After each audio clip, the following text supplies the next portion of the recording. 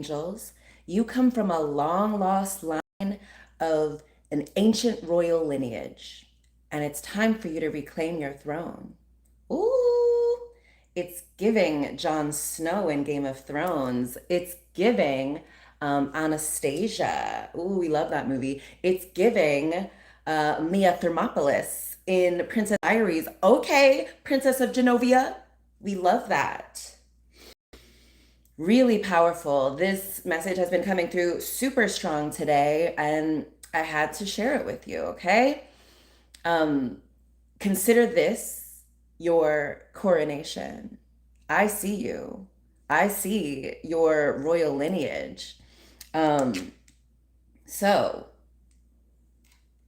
I Googled lost ancient royal lineage. This generally involves dynasties that disappeared from power and the descendants of ancient royals who have now blended into society. So, throughout history, the primary lines of once ruling families died out or were deposed, and it left their former realms to new houses. So, what do we got now? We got the Windsors, right? There were the Habsburgs. Those are the Britain Anglo-Saxon ones.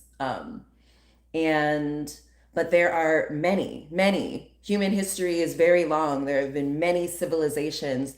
There have been many dynasties within those civilizations, and you are from an ancient royal lineage. You know it. You feel it.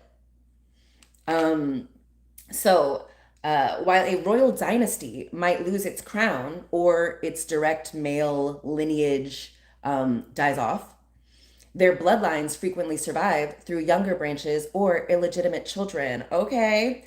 The descendant effect. Younger daughters or illegitimate children of ancient kings, sovereigns, married into minor nobility and eventually the common citizenry. Okay. Because of this, genealogists estimate that millions of people today carry the genetic markers of ancient royalty. They include Charlemagne and William the Conqueror, but we're also talking ancient Egypt, ancient Mesopotamia, ancient Persia, ancient Mesoamerica, America, ancient Africa. You come from a royal lineage, and someone generations and generations and generations ago broke the, what do you call it, like the line of ascension, and they started to marry into, interbreed with non-nobles, minor nobles, or common people. And generation after generation of that, and you forgot that you actually come from a line of royals. It's easy to forget that because everyone else in your lineage for the past generations and generations are under this illusion that they're just commoners and their best bet is to work as servants for, the authority, for, the people who are in power now. And that has kept them trapped in generations of poverty and slavery, servitude. But you are here, you are the descendant who reclaims the throne, who understands your royal lineage, who understands that just because everyone else in your family chooses to, oh no, I'm just ordinary, like just because they cosplay that doesn't mean you have to, you know, you have to put up with that. And like humans, we love, they're like across our like, different ethnicities and cultures, we have this idea of this like long lost royal child who gets, over the generations, gets like caught up in the shuffle, and they get raised by a common family. And the common family is like, okay, this is what the servants do. This is, we sell our labor to an authority figure, and the authority figure bestows upon us, whatever crumbs they want to give us. And I feel like you have just always had a difference about you. You've always been different. You've always had a noble quality about you. You've always have you've always had this regalness about you that has just kind of set you apart, where everyone else kind of settles for what society tells them, like, oh, you have to like work for these people. You have to like go along with this organization. You're like, no, I'm supposed to be on my own. I'm supposed to be sovereign. So where everyone else is joining fraternities and sororities, you're like, I don't need to buy friends or influence or, buy my way into a social group, buy my way into a networking thing. I'm here to lead it. That's why you don't fit in, because you're here to lead. You're sovereign. Something in your epigenetic, in your soul, your blood understands that it has had lifetimes, generations of training to reign, training to rule, to lead. And like, I think you're someone who's not very good at being controlled by someone else. You're not very good at doing what you're told. You're good at accomplishing tasks, but you're not great at just going along with whatever someone who claims authority tells you to. It's because you're the sovereign. My brilliant husband, Billy, he like writes these amazing songs. They just like flow from him. And he has this like kind of natural ability to just understand vocal performance and how to deliver a message. That's you too. You know how to deliver a message, whether it's through like your verbal channel, through writing, through just like your facial expressions, just your energy. It speaks. That's because you come from a long line of people who issued decrees. Your body remembers how to issue proclamations. When you speak, people listen. You feel uncomfortable in places where your voice is not listened to. Something about you is used to giving commands, not taking them. That's why you're so bad at going along with the crowd. That's why you're so bad at supporting things that other people support, that you're just like, that's not the right thing. Other people who are supposed to be servants, they're good at just doing what they're told. They're good at just going along with whatever the, mechanisms of power, however they're going.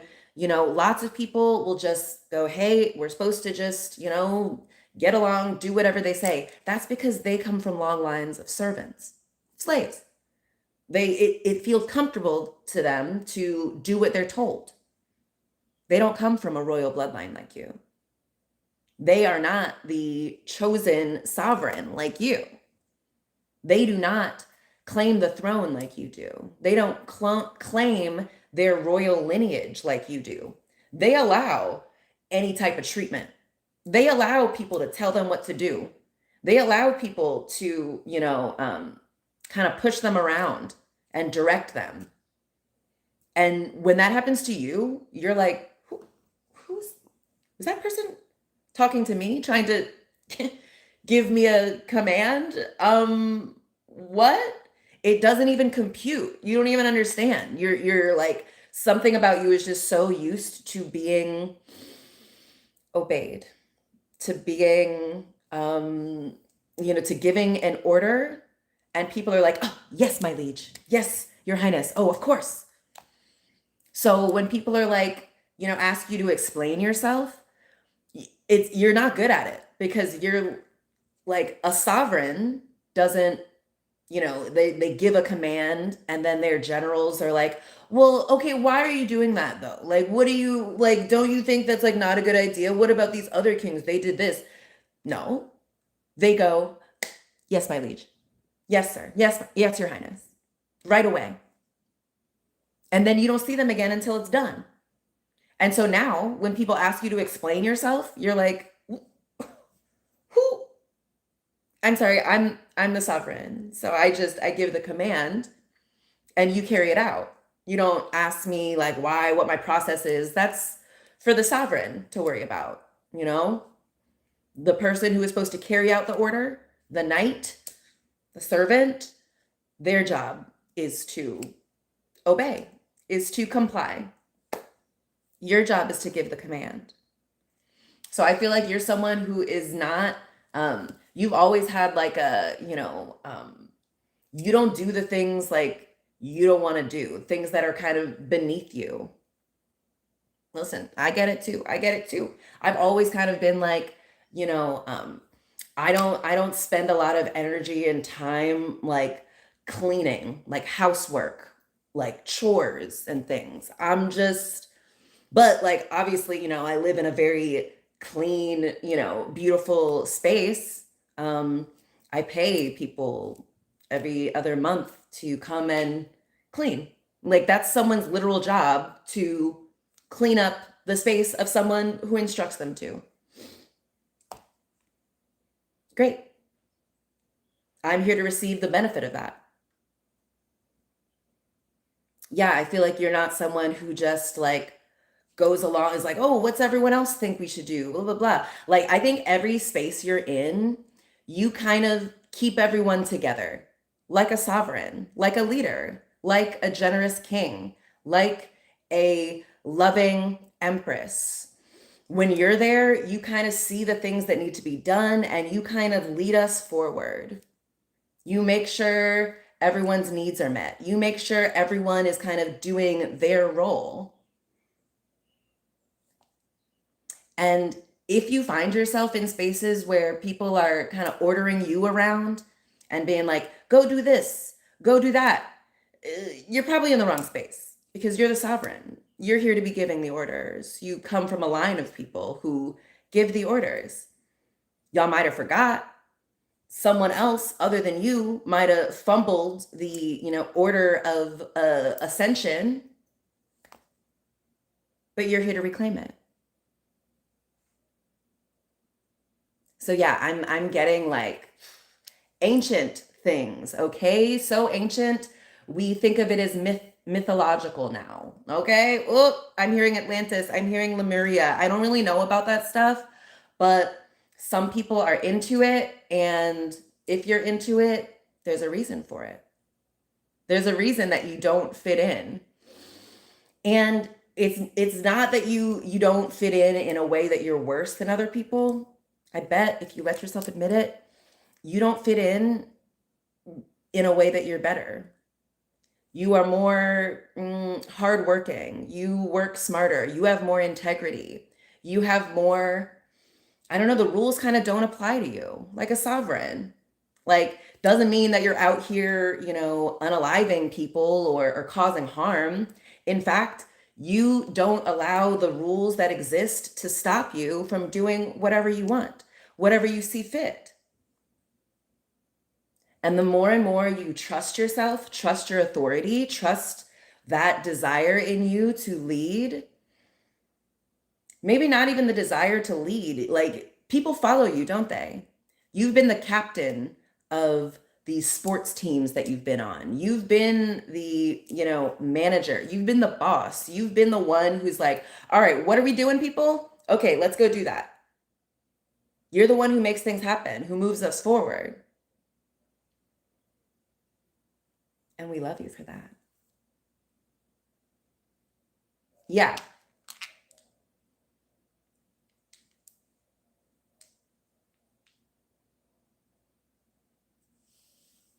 So yeah, your lineage, your bloodline, they forgot that they come from royalty. And so they might be treating you as if you do not come from royalty. And they might be saying like, hey, your best bet is to try to be useful to some other authority figure. Try to marry into one of these rich, wealthy families. Try to, marry or work for some rich celebrity, try to serve, in the US military. Try to, like be a servant of the US government. That's your best bet. That's your best bet if you're a commoner.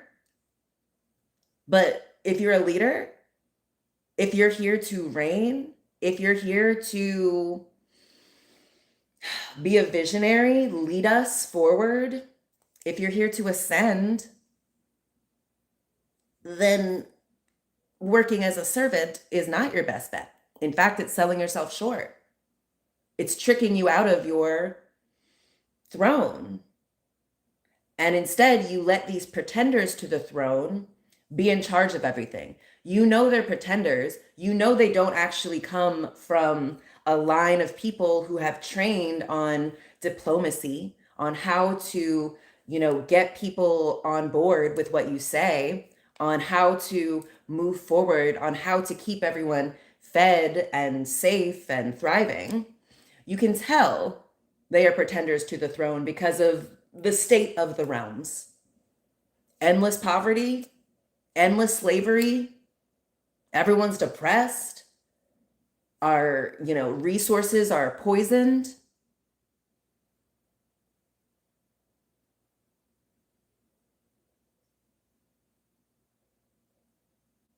But that's why you're here. That's why you came here. You signed up. You and Spirit understood that your bloodline is a little off track. They forgot who they were. They lost their crown in the shuffle. And so they bought into the idea that, like, I must be just common, like everyone else. I don't have a crown. I don't have a throne.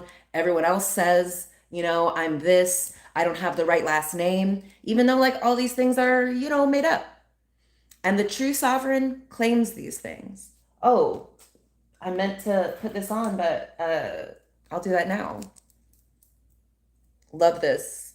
This is one of my favorite crowns, tiaras. And yes, one of my favorites. I have like 4. Why? Because I'm a queen. Queens have a bunch of crowns. They don't make a big deal about it, but they do have them just lying around. If you are someone who doesn't come from a royal bloodline, you might be like, oh, I could never wear a crown. Yeah, you're right. Yeah, you're a servant. The servants aren't supposed to wear the crown. You could never, they could never sit on the throne. That's why they cringe when they see someone else doing it. They're like, oh my gosh, what? A throne? Oh, you're royal. That's why they let everyone treat them any type of way. You've always had a kind of nobility about you. I feel like you've stood up for the weak. You've stood up for the people who are vulnerable and who don't have as much power as the people in authority. And you, even though ostensibly you're just a commoner, you're just a regular person, you stand up. Ooh, it's giving, Prince of Egypt. It's giving, Jon Snow. I stopped watching Game of Thrones towards the end, but he was always kind of special, even though everyone told him he was the lowliest of the low. He's like a bastard in a royal house, but like no line to the throne. So everyone treated him like he was expendable. That didn't change who he was, though. He was still super honorable. He was still trying to protect people who had less power even than him. He was still trying to support the other powerful people around him. And that's you. So even when you didn't know that you were of this royal lineage, you didn't know that you are in line for the throne, for the crown, you still helped other people be comfortable in their power. You protected the people who needed protecting. You didn't just sidle up to whoever says they're in power. You don't just bend the knee. In fact, the idea of kind of like, oh, okay, capitulating. No. I mean, it doesn't even make sense. It's laughable. It's funny.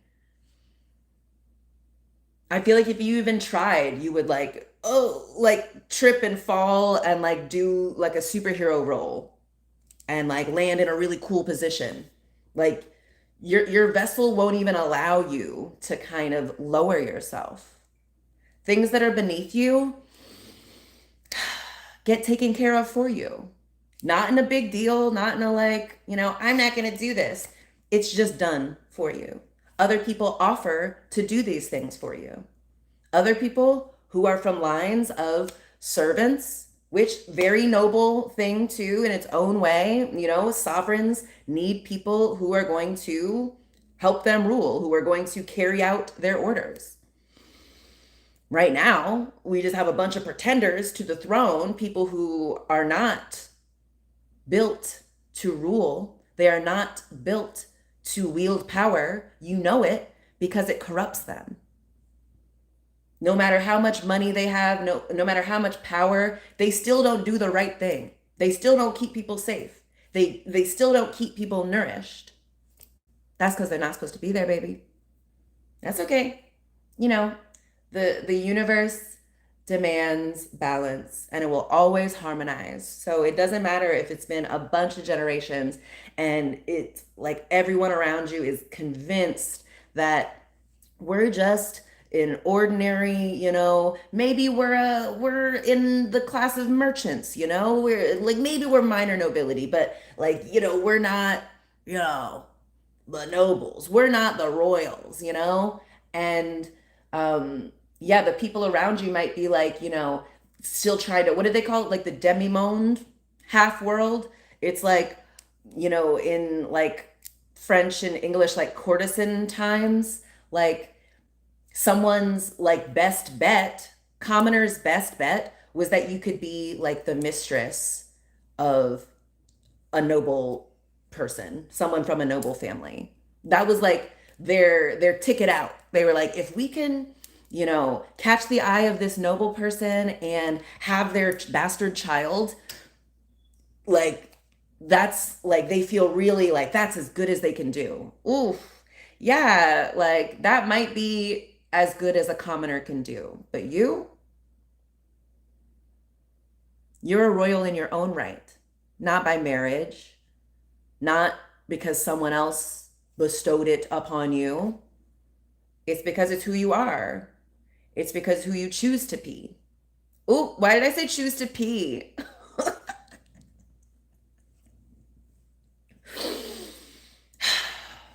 It's okay. I'm a sovereign. I can do whatever I want. And the people love it. They're like, oh my gosh, she's so relatable. We love. Yeah. That's how it is for you. So because you choose to step into your power to claim the throne, the world will act accordingly. What is it with the Windsors? Okay, there's Queen Elizabeth, and there's the grandsons, Harry and William. Okay, and Harry abdicated, gave up his claim to the throne because he knows he doesn't need it. Like just because you don't claim the throne doesn't mean people aren't going to treat you like royalty. However, when you do claim the throne, people are going to treat you like royalty.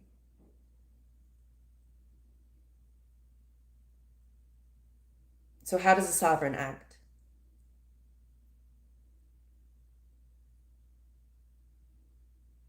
Hmm.